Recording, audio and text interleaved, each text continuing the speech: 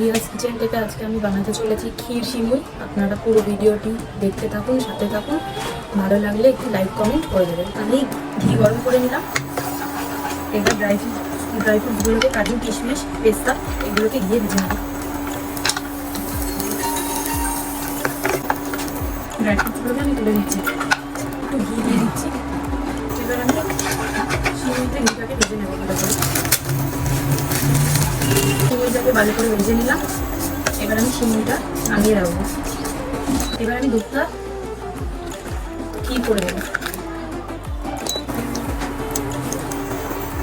ক্ষীরটা আমি বানিয়ে নিচ্ছি।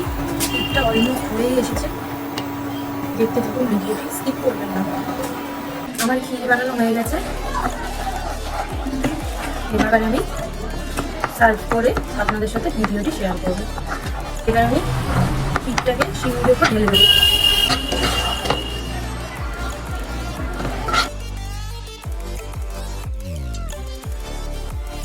পেস্তা ছড়িয়ে দিচ্ছি।